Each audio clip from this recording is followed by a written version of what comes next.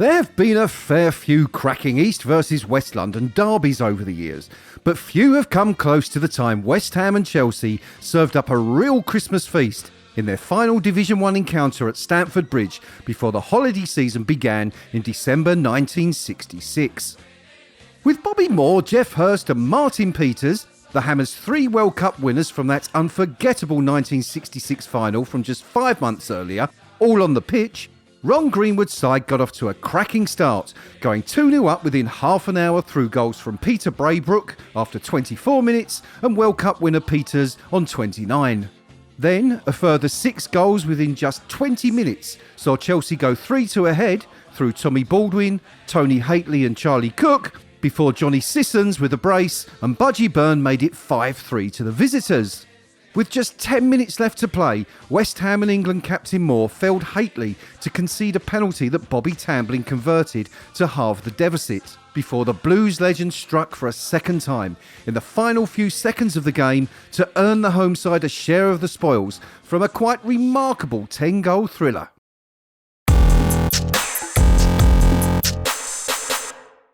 Not since Paolo Di Canio strutted his stuff in Upton Park in the early 2000s had West Ham been able to boast a genuinely world-class player amongst the ranks. But Dimitri Payet, signed for a mere £11 million the year before, practically spare change in the transfer market at the time, was undoubtedly that.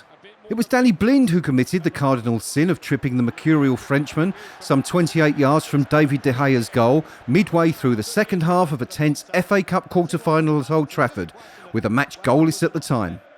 A full 64 seconds elapsed before Payet began his run-up for the resulting free kick, by which time he'd had plenty of opportunity to calm his nerves and pick his spot. An estimated 10,000 travelling West Ham fans were situated behind De Gea's goal, while millions more watched on TV, with the game being broadcast live. The Spanish stopper couldn't have been better positioned, but no goalkeeper was going to stop this one. Payet took a deep breath and one last look at the target before whipping a wicked free kick over a red wall. Oh, it's brilliant! Just brilliant again! De Gea, at full stretch, could do nothing as Payet's perfectly placed strike cannoned back off the post into the back of the net. Cue delirium in the stands. Even though it was a goal worthy of winning any game, Manchester United salvaged a replay courtesy of a late Anthony Martial goal that should have been disallowed due to a blatant foul by Bastian Schweinsteiger on West Ham's goalkeeper Darren Randolph. And they went on to win the replay at the Bowling Ground. And although he eventually left the club under a cloud, few Hammers will ever forget this Payet goal. Practice makes perfect.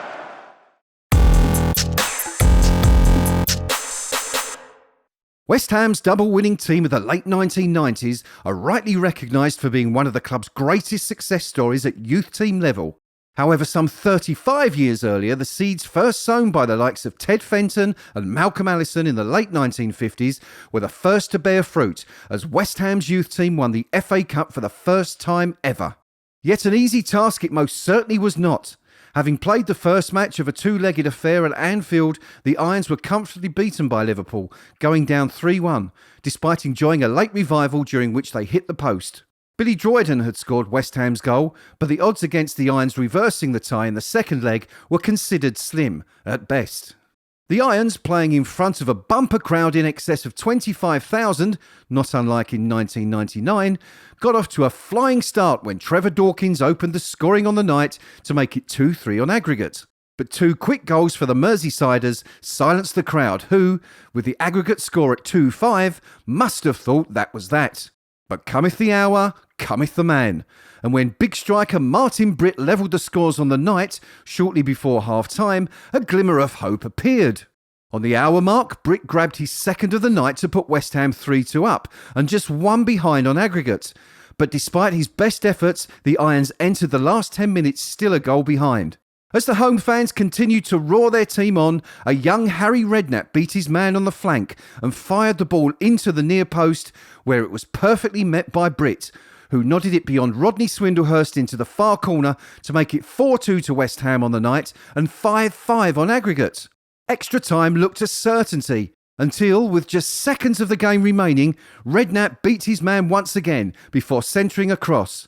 Britt, who else, was first to react, and he bundled home his fourth of the night, West Ham's fifth, and the goal that took the cup to the East End for the first time ever, courtesy of an incredible 6-5 aggregate win.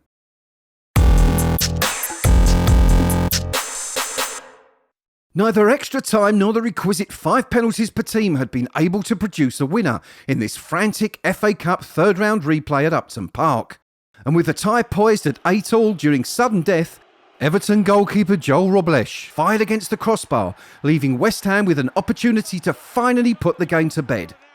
The trouble was, the Hammers were practically out of penalty takers, which is when an unlikely hero emerged. Sam Allardyce looked around desperately for somebody willing to step up, but Adrian was the only volunteer, even though the only time he'd ever taken a penalty was during training sessions at Chadwell Heath. And so it was that the Spaniard stepped forward, charged with firing West Ham into the 4th round. Hurling his gloves purposefully to the floor, Adrian walked back to the edge of the D before beginning his run-up. "It looks like he's going for power," guesstimated Sky's commentator, before Adrian, cool as a cucumber, calmly rolled the ball to Robles' right. Hey! And West Ham! Adrian, arms outstretched, slid across the turf on his knees before being engulfed by his teammates as the bowling erupted. But West Ham held their nerve.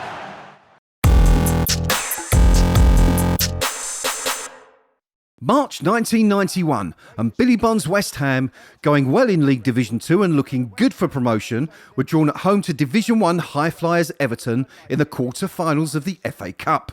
Unusually for the competition, at that time anyway, the tie was played on a Monday night. Good news for the Hammers, who had a long and illustrious history of overperforming under the bowling lights. To beat a good Everton side, they would have to once again. But fortunately for West Ham, little Stuart Slater stepped up to tear Howard Kendall's side apart with a virtuoso performance which was capped by a wonderful goal to win the game. With an hour gone, the winger teased and tormented the Everton defence before firing beyond Neville Southall to put West Ham 2 up, after Colin Foster had opened the scoring with a screamer in the first half. A late strike from Dave Watson couldn't prevent the ailing Toffees from spiralling out of the competition. For West Ham, a semi-final against Nottingham Forest awaited. For Slater, whose career was to be cruelly curtailed by injury, the game probably represented his peak at West Ham. He has been absolutely tremendous.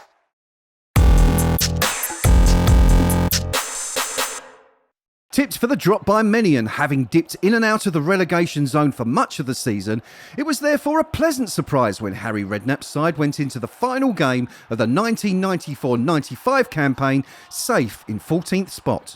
But while Redknapp's team, minus injured talisman Julian Dix, may have had little but pride to play for, opponents Manchester United needed a win, and for title rivals Blackburn to lose at Liverpool in order to secure the Premiership. Michael Hughes threw a huge spanner in the works by giving West Ham a 31st minute lead, much to the delight of the majority in the 24,783 strong crowd. An advantage Redknapp's side carried into the half-time break. Michael Hughes scores for West Ham, and Manchester United are in deep, deep trouble now. But with key striker Mark Hughes thrown into the mix at the interval, the Mancunians were a totally different prospect in the second half. And therefore it was no surprise when they pulled level through Brian McClare just 7 minutes after the restart. Gary Neville's free kick. Oh, free header and a goal by McClare. Manchester United are level. With news that Blackburn were behind at Anfield, Ferguson's side sniffed victory and another league championship title. But West Ham's Ludo Miklosko had other ideas. Time after time, the big Czech keeper denied Man U. Even still, a second goal seemed inevitable due to the visitors' total domination of the game. When Andy Cole was presented with a gilt-edged opportunity with just moments to go, it looked like West Ham's staunch resistance had been for nothing, until Miklosko pulled off a stunning close-range save that sent the title to Ewood Park, despite Rovers having been beaten on the day by Manchester United's arch-rivals. Strong again. Hughes is in here now. Blocked again on the line. It's what an incredible finish this is. Back in again by Irwin this time. Pallister's there once more. Holmes gets it away. Not far. And the referee blows his whistle. No title this year for Manchester United or Alex Ferguson, but they came as close as you ever can come to winning in the final minutes here.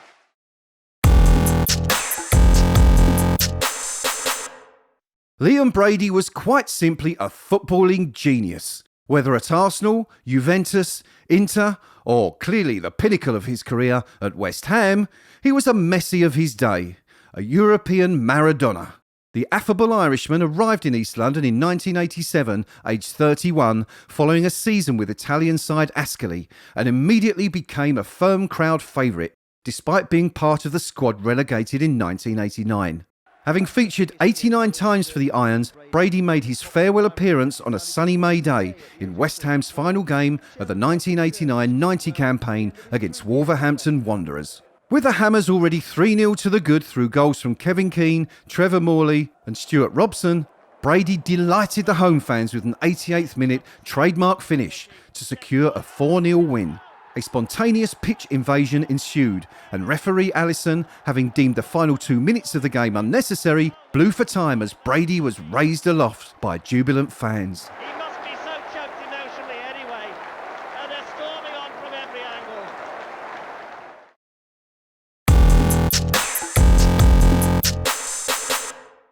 It's often described as the game that had everything, including its own video release entitled The Day of Reckoning. This February 2000 Premiership clash with Bradford City was possibly the most ridiculous ever seen at the Bowling Ground too. Hammers keeper Shaka Hislop was forced off with a broken leg after just 2 minutes, leaving rookie Stephen Bywater, the goalkeeping hero of the 1999 double-winning youth team, to make his first team debut. Dean Windass put the visitors ahead from point-blank range on the half hour, before tricky Trevor Sinclair levelled the scores 5 minutes later. West Ham went ahead through John Moncur 2 minutes ahead of the half-time whistle, but were pegged back in the final minutes of the half by Peter Beagrie's penalty, which was naturally followed by a customary somersault. Young Bywater, who was having a nightmare debut, fumbling and dropping everything that came his way, conceded 2 more goals in the first 5 minutes of the second half.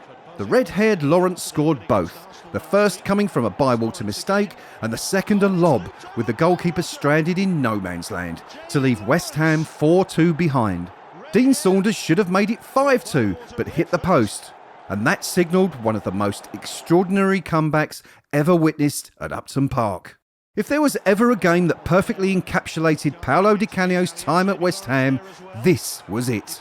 Felled inside the box but ignored by referee Neil Barry, Di Canio's pleas to be substituted by Harry Redknapp were ignored. After a penalty was given for O'Brien's lunge on substitute Paul Kitson, crazy scenes ensued as Di Canio literally wrestled the ball away from Frank Lampard's grasp, before slamming it into the bottom corner with 25 minutes left to play. Joe Cole levelled the scores on 70 minutes with the 8th goal of this crazy Upton Park encounter, before Lampard finally got on the score sheet to make it 5-4 with just 7 minutes of time remaining and win West Ham the 3 points. The unfortunate Bywater was to be replaced for West Ham's next game at home to Everton by loanee Sasha Ilic, who proved to be even less capable. West Ham hadn't won at Goodison Park for 7 years. Delicately poised at 1-1 and with the game about to enter injury time, Trevor Sinclair's cross from the right found Paolo Di Canio with a goal at his mercy, due to the absence of a prone Paul Gerrard, Everton's goalkeeper, who had been felled in a collision moments earlier and lay injured yards away from his goal line. But instead of going for goal and possibly earning West Ham a valuable 3 points, even though it wasn't quite as simple as that due to the presence of 1 or 2 Everton defenders, Di Canio astounded everyone by catching the ball and requesting assistance for the injured goalkeeper. The gesture earned the mercurial Italian a round of applause from the Goodison faithful and later plaudits worldwide for his unique act. Even though it was later decreed as the Premier League's greatest act of sportsmanship, Di Canio's boss, Harry Redknapp, admitted later that, at the time, with West Ham in a position to take all 3 points, he didn't really know whether to laugh or cry.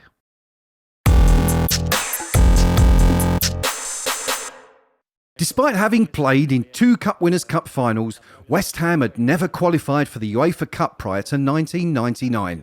The Hammers had qualified to do so 13 years earlier when finishing 3rd in the First Division, but were prevented from participating in 1986 as English clubs were banned from all European competition after 39 Juventus fans were killed following a clash with Liverpool supporters before the European Cup final. When Harry Redknapp's side lost to Metz in the first leg of the Intertoto Cup final, effectively a UEFA Cup preliminary round, West Ham looked like being denied once again, until a shock 3-1 second leg win in France sent the Hammers through to the first round proper for the first time in our history, and into Europe for the first time since 1980. The opponents for the Bowling Grounds' first ever UEFA Cup tie were Croatian outfit Osijek, and the Hammers didn't disappoint as they ran out comfortable 3-0 winners through goals from Paolo Wanchope, Paolo Di Canio and Frank Lampard. A 3-1 success in Croatia and a 6-1 aggregate win sent the Irons through to the second round of the competition, where they were promptly sent packing by Romanian side Steaua Bucharest, losing 2-0 on aggregate.